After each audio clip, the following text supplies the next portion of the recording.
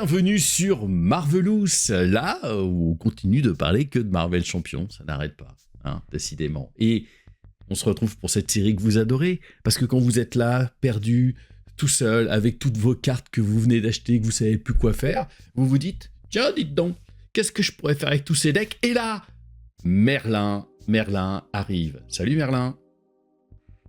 Salut capitaine.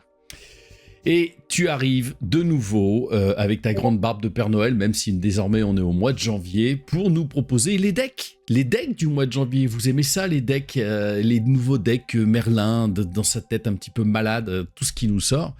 Et voilà, donc aujourd'hui tu nous proposes plus exactement 2 decks de ta fabrication. Et le premier avec, si vous avez vu évidemment la tier list, vous savez ce qu'on pense de Magneto, si vous avez vu nos analyses, et tu nous proposes un Magneto que tu as appelé toujours vigilant. On se demande bien pourquoi. Tout à fait. Donc c'est un Magneto en protection qui est très bien adapté au solo et au multi. Vous pouvez faire les deux avec sans aucune difficulté. Qu'est-ce qu'on va dire d'abord? On va dire que en premier lieu, on a accès aux cartes qui se défaussent, car sa mécanique d'interaction magnétique va vous inciter à défausser. Donc, vous avez droit aux 3 se donner à fond en cartes ressources, qui sont tout au fond, et puis à la renarde blanche.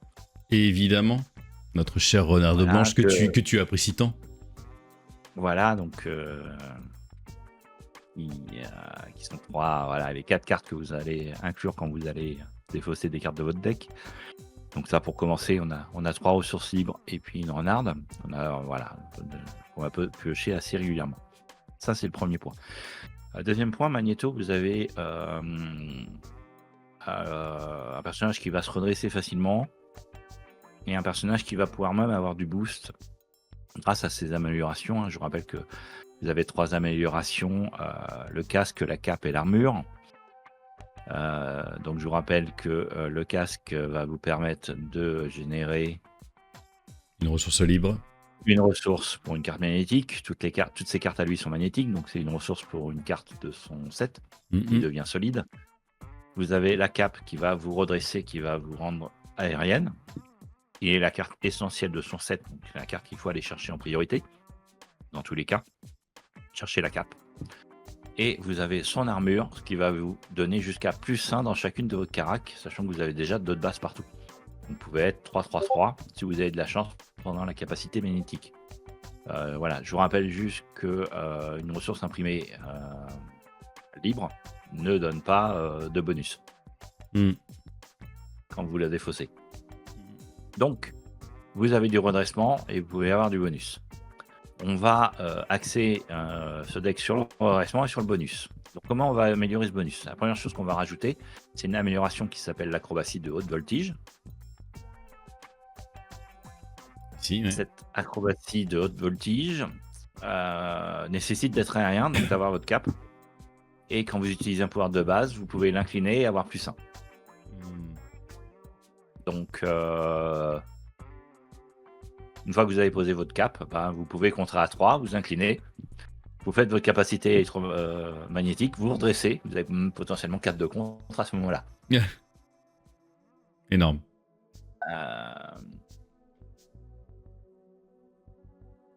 Si vous n'avez pas utilisé votre acrobatie lors de votre première activation, parce que c'est une seule fois par tour. Bien sûr. Voilà, on va continuer à booster nos stats. Pour ça, on va rajouter un allié qui s'appelle Cinch. Et qu'est-ce que fait Cinch? Il fait exactement la même chose que l'acrobatie. Bon, il a un poil plus cher. Mais pareil, vous l'inclinez et vous avez +1 pouvoir. Donc encore une fois, un personnage qui s'incline et qui se redresse. Vous avez à nouveau un +1 qui traîne. Une fois que vous l'avez posé, c'est gratuit. Vous avez +1 à une stat pour un usage, tous les tours. Ça peut être une interruption, hein, donc ça peut être en défense si vous voulez défendre. Vous pouvez utiliser l'acrobatie et Cinch et défendre à 4, voire à 5, si vous avez eu un éclair défaussé pendant la phase des joueurs. Ce qui est hyper intéressant avec Cinch, c'est que tu l'inclines et tu lui mets pas de de dégâts non plus, quoi. Ouais, bien sûr. C'est une carte qui reste sur la table, Ouais. qui peut dépanner en cas d'urgence en défense, mais c'est une carte qui reste sur la table. Bien sûr. Voilà. C'est un peu plus cher que l'acrobatie, mais c'est pas conditionnel. Ouais. Voilà, vous allez évidemment mettre un X-Jet puisqu'il y a un X-Men pour avoir un peu de ressources. Vous allez mettre également une intense concentration puisqu'il a beaucoup de super pouvoirs, donc c'est intéressant d'avoir une intense concentration comme la base, les amis, la base, on vous le dit tout le temps. Voilà, donc là vous avez un peu de générateur de ressources. Voilà, comme vous allez avoir tendance à défendre, vous pouvez rajouter 2 difficiles à ignorer pour contrer un peu. Moins utile en solo, un peu plus en multi, mais voilà, c'est posé, ça sort du deck et ça peut retirer de la menace s'il n'y a pas de crise. Ensuite, vous allez faire des dégâts en défense. Comment vous allez faire des dégâts quand vous allez défendre? Vous avez la première chose, c'est sa bulle magnétique.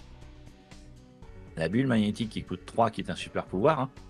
Donc, si vous avez vos 3 générateurs, vous la posez gratuitement, parce que les 3 s'utilisent. Ça vous donne riposte 1, donc déjà c'est bien. Et tant qu'il n'y a pas au moins 6 dégâts sur cette carte, elle reste. Alors on va chercher à la garder. Pour ça, on va rajouter un générateur de champ de force. Une carte qui fonctionne un peu sur le même principe, sauf que là c'est des jetons qu'on va retirer. Donc en gros, vous allez vous arranger pour que la bulle monte à 5. Ensuite, vous allez utiliser votre générateur. Et quand vous prenez une grosse attaque, vous utilisez la bulle qui absorbera tous les dégâts d'un coup. Les deux sont en interruption forcée, donc vous choisissez chaque tour celle que vous voulez utiliser. D'accord. Voilà. L'idée étant effectivement d'abord utiliser la bulle pour la monter à 5. Ouais. Puisque après, l'attaque peut faire 5, vous utilisez la bulle. Et ça avale les 5, quoi. Comme un état tenace, quoi. Tout à fait. Donc vous avez déjà un riposte 1, donc on va essayer d'améliorer les dégâts en rajoutant une armure électrostatique. Quand vous défendez, vous faites un dégât. Et on va rajouter un impavide. Tant que vos points de vie sont supérieurs au max, et ce serait vraiment pas de bol de pas être dans ce cas-là, vous avez un impavide. C'est un délire, parce que ça fait genre il a 3 de riposte, quoi. 3 dégâts ouais, pendant la phase c'est une dinguerie. Du méchant. Donc là, on peut commencer à faire des trucs sympas. D'où le imperturbable aussi qui te permet de... L'imperturbable classique en défense parfaite. Je rappelle que entre le générateur et puis la bulle, vous vous inclinez pour défendre, vous pouvez défendre à 4. Vous avez les 2 autres, vous n'êtes pas prêt de prendre des dégâts, normalement. Ouais. Si vous défendez à 4, sachant que vous redressez de toute façon pendant votre tour. Ouais, énorme. Mais c'est quand même mieux de défendre à 5. Donc pour ça, on va rajouter une manigance annexe de joueur qui est l'entraînement spécialisé. L'entraînement spécialisé. Voilà, vous allez choisir une spécialisation mise de côté. Prenez celle qui fait plus ça en défense. Pas de défendre à 5. Voire 6. Et de piocher une carte. Et de faire 3 dégâts. Avec une fois que... Ce que j'adore, c'est que lorsque tu as trouvé un play qui est vraiment plaisant, j'entends dans ta voix, tu sais, la jouissance d'avoir trouvé le bon play qui fait que ça arrache tout derrière. J'adore ça. Vous avez 2 petites manigances annexes qui vont vous aider à la mise en place, construire un soutien pour aller chercher le X-Jet ou Moira. Moira qui est moins essentiel, mais comme vous allez de temps en temps passer en alter ego, ça vous permet de piocher une carte. Oui, bien sûr. Et puis l'entraînement super pouvoir, si vous n'avez pas eu le casque, vous allez chercher le casque avec. Ouais. Si vous avez le casque, vous prenez... pardon, pas le casque, la cape. La cape, ouais. Vous prenez voilà, après vous prenez le casque ou l'armure. Vous n'avez pas forcément besoin des 3 générateurs tout le temps de ressources, donc si vous avez déjà l'intense concentration et le X-Jet, prenez d'abord l'armure. Si vous n'avez pas l'armure, si vous n'avez aucun générateur, vous pouvez prendre le casque. Mais bon, là, après, ça va dépendre des cas de figure. Tout ça, c'est pas mal, mais c'est quoi cette carte verte, là? Je vois pas ce que c'est, cette carte verte. Qu'est-ce que c'est? C'est nouveau? Ça vient de sortir? Une carte qui a fait l'objet d'une nouvelle illustration d'ailleurs récemment, Ouais. qui a été réimprimée pour les X-Men. Donc il faut être aérien pour la jouer, donc il faut avoir la cape. cape. Vous retirez 2 menaces de la manigance principale et vous redressez. Donc on a parlé du fait que c'est intéressant de se redresser. On rajoute du redressement et du contre. Donc vous êtes en protection, mais alors vous contrez. Vous pouvez contrer à 2 joueurs sans difficulté, même si l'autre joueur n'est pas justice et il est agressivité. Vous contrez pour 2 même en protection, sans difficulté. Très très très très fort, mais il se redresse combien de fois quoi? C'est Quicksilver en fait. Et puis vous avez un petit professeur X pour avoir un petit peu de contre d'appoint et puis désorienter le méchant en cas de besoin. Vous pouvez vous redresser aussi avec, si vous avez personne à désorienter ou pas de sbire à sonner. Vous pouvez aussi vous en servir pour vous redresser du professeur, que vous êtes X-Men. Génial. Donc voilà. Puis après, vous avez ces cartes qui neutralisent avec les améliorations d'envelopper dans le métal qui vont neutraliser les sbires non élites. Les missiles magnétiques qui vont permettre de balancer les sbires sur le boss et de sonner le boss. Voilà, vous pouvez aussi tuer vos sbires avec le Metal Shards qui va vous donner un état tenace, qui va augmenter vos capacités à pas prendre de dégâts. Donc comme je le disais, normalement vous serez au point de vie max. Vous pouvez rajouter une petite endurance si vous avez une petite crainte, mais c'est pas... À la place de Moira, vous pouvez mettre une endurance, mais c'est pas indispensable. J'adore ce deck. J'adore. Simple.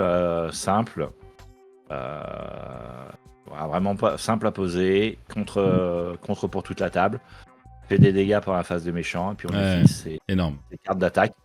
Voilà, on va aller rechercher en alter ego de temps en temps. On peut normalement se permettre, vu qu'il n'y a pas de menace, pour aller les remélanger avec l'effet de Magneto quand il passe en alter ego, et puis l'astéroïde M qui permet aussi d'aller chercher des cartes pour être tranquille. Très très fort. Quelques sbires sur la table, c'est toujours mieux, voilà, pour sonner.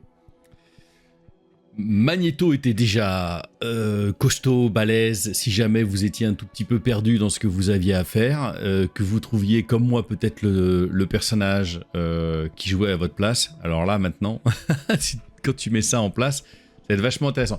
Je vais faire ce deck et je vais me filmer sur un truc impossible et on va voir si ça va marcher avec un joueur comme moi. D'accord ? Pas de problème. À noter qu'il n'y a aucun événement de défense dans ce deck protection. C'est vrai. Effectivement. Très très fort. Et enfin, le deuxième deck. Ma petite chérie. Alors, une de mes petites chéries. Allez, explique-nous. Eh bien, dans le lore Marvel, que Alias pourra expliquer sans doute bien mieux que moi, il y a certains comics où il me semble que Magneto a une fille qui s'appelle Wanda Maximoff, Scarlet Witch. Alors Scarlet Witch, on peut faire pas mal de choses avec elle. Alors si je dis pas de bêtises, je crois que c'est... je me demande si c'est pas House of M. Je crois que je l'ai, cette BD là. Où à la fin, de toute façon, elle pète carrément les plombs. Ou c'est avant qu'elle a pété les plombs, je crois qu'elle a elle a éradiqué la moitié des super-héros. Enfin bref, Alias pourrait nous dire en commentaire, c'est lui le pro de ce truc-là. Voilà, je t'ai coupé, pardon. Il nous propose un lien voilà. pour donner les références des comics qui parlent de Scarlet, de son lien avec Magneto, et puis effectivement, du moment où on pète les câbles. Où il y a une histoire de Darkhold, je crois. Ouais, je pense. Voilà, donc Scarlet Witch, on peut faire pas mal de choses avec elle, mais là j'ai opté pour un deck Scarlet Witch où commandement. On va se mettre en place. Voilà, les commandements, on va se mettre en place très vite et on va beaucoup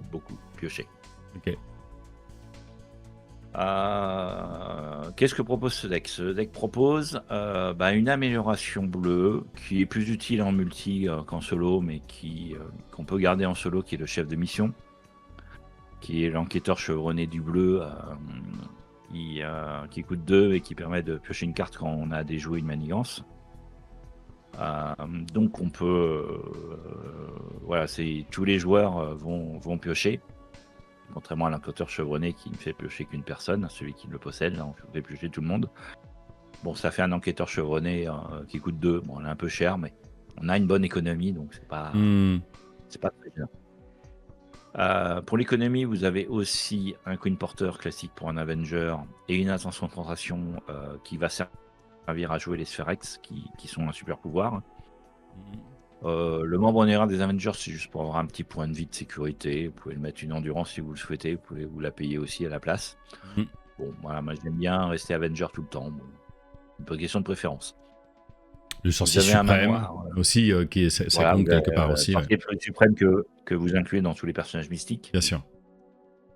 Le manoir. Et puis un petit manoir des Avengers. Toujours dans une logique de piocher. Et vous avez une forte économie. Vous avez d'ailleurs 2 pouvoirs en chacun de nous. La ressource grise qui permet de doubler les ressources pour payer une carte grise. Ouais. Ça va vous aider à payer le manoir des Avengers, Queen Porter, le sorcier suprême, ou vos alliés, qui sont Nick et le professeur X. Donc les alliés va-et-vient. Nick, vous piochez, professeur X, vous allez désorienter.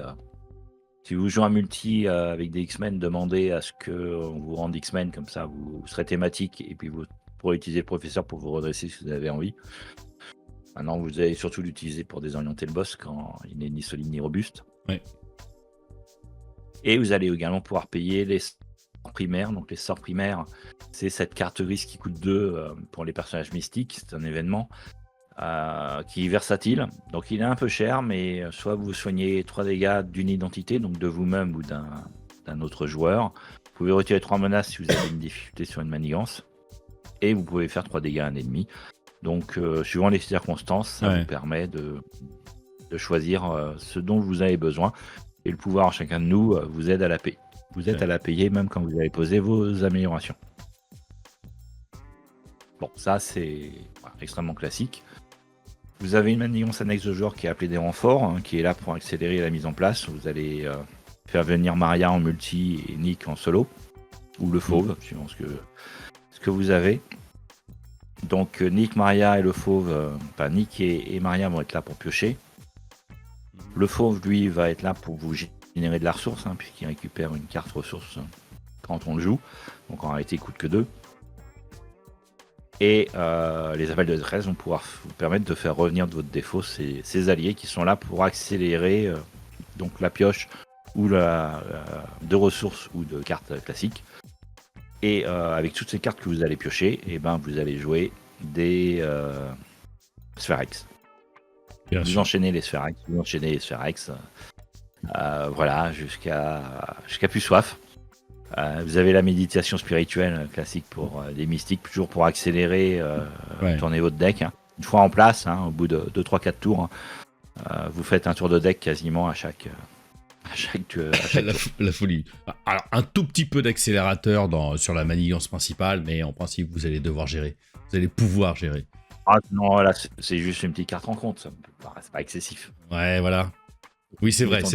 Mais enfin, tu meules aussi quand même avec les Spheres X, tu meules le deck rencontre. Ah, tu meules de toute façon le deck rencontre. Tu meules tout le monde, là.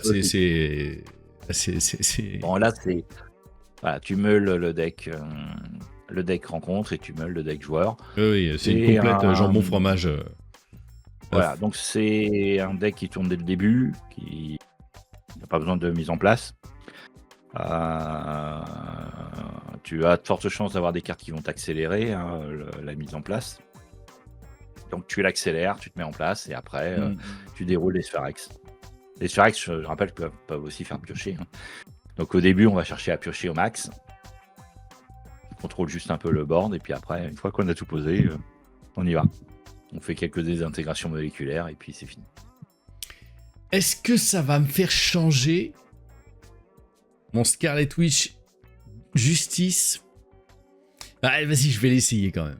Non, je pense que c'est assez intéressant. J'aime beaucoup là cette petite mécanique vachement simple. Sur la petite question de chef de mission. Ah ouais, c'est ça en fait. Elle coûte 2, tu réduis 1 si t'as le trait soldat. C'est ça en fait. Voilà. Oui, alors, elle n'est pas soldat, donc... bien sûr. Mais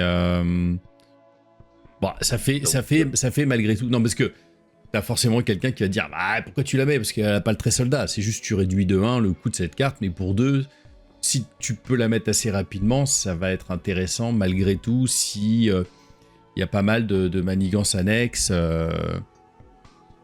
En solo, c'est pas hyper intéressant. C'est long à rembourser. Ouais, clairement, donc c'est pas hyper intéressant. En multi, vu qu'on fait piocher tout le monde et qu'on a plus de chances d'avoir des manigances, c'est clairement bien dès qu'on est à 2 joueurs ou 2 joueurs, à 3 joueurs c'est encore mieux. Bien sûr. Voilà, en solo, c'est pas indispensable, vous pouvez même la remplacer. Si vous voulez pas faire trop de flip-flap, vous pouvez mettre une endurance à la place. Sachant que avec les boucliers magiques, normalement vous avez quand même une certaine sécurité sur les points de vie. Vous pouvez mettre un héliporteur aussi à la place de chef de mission si vous voulez aider vos potes ou si vous avez le sentiment de ne pas avoir assez de ressources. Ça m'a l'air de très très bien tourner ces 2 decks. Ça m'a l'air ça a l'air d'être encore du plaisir. Merci Merlin de nous avoir concocté ces 2 petits decks et puis on verra ce que tu vas nous préparer en février. Peut-être qu'à des moments, s'il y a des gens dans les commentaires qui veulent te faire des petits défis, un peu particuliers, tu vois, de changer de classe d'un personnage ou ce genre de choses. On voit que grâce à des manigances annexes aujourd'hui, on est capable de mettre en place, de ramener des manigances, de ramener des trucs d'autres, entre guillemets, je veux dire, d'affinités. Je parle de catégories de héros, de gardiens de la galaxie qui peuvent devenir Avengers et compagnie, ou de mutants, etc., ou de Web Warriors. Je trouve que tout ça est hyper plaisant et tu nous proposes encore des decks qui ont l'air solides, avec des persos évidemment aussi un petit peu solides parce qu'on les aime beaucoup, ces 2-là. Mais ça donne aussi un petit peu de profondeur et j'aime beaucoup l'idée, quoi. Ça, ces 2 decks, encore une fois, me donnent assez envie de les essayer. Et le Magnéto, je vais le faire direct. J'ai toujours du mal, moi, à enlever. Alors, je sais pas vous, hein, vous pourrez dire en commentaire, mais j'ai toujours du mal à enlever des cartes d'un deck en me disant putain, mais c'est un deck que j'utilise, j'ai besoin de cette carte. Alors, est-ce que vous faites des proxys, comme on dit? Moi, je connaissais pas ce truc-là jusqu'à l'année dernière. Enfin, non, il y a un petit peu avant encore. Et est-ce que vous faites des proxys? Est-ce que vous arrivez à enlever toutes vos cartes et tout ça d'un deck à l'autre? Moi, d'un coup, j'ai ma petite barre. Enfin, je sais pas toi, mais tu sais, moi, j'ai un rangement là de Game Genie qui est vachement bien, qui est assez grand, dans lequel je peux mettre genre les 7-8 decks, peut-être 6-7, je crois qu'il y a à peu près 7 decks qui tiennent avec les sleeves là-dedans. Mais je me dis, c'est les decks avec lesquels je joue, j'ai pas envie d'enlever une carte parce qu'après, il faut que je me rappelle où est-ce que je l'ai mis. À chaque fois, moi, la gestion des cartes, c'est une tannée, une catastrophe. J'ai pas mes cartes dans des classeurs comme ça, là. Parfois, je suis là. Alors moi, j'ai quelques proxys historiquement, et puis maintenant, j'imprime mes cartes promo pour compléter et pas être embêté. Merci encore une fois hein, de nous avoir donné du temps, et de l'énergie et du jus de cerveau pour pouvoir réussir à trouver des decks comme ça qui vont nous faire plaisir. Dites-nous en commentaire si vous allez essayer ces decks, si vous les avez essayés, si vous avez pris des branlés ou si vous en avez mis des tannés de ouf à tous les méchants possibles et imaginables. Dites-nous tout ça en commentaire. Salut Merlin, merci. Salut capitaine, et puis à très bientôt. Évidemment, on se retrouve tout bientôt pour une nouvelle vidéo. D'ici là, ciao, Marvelous.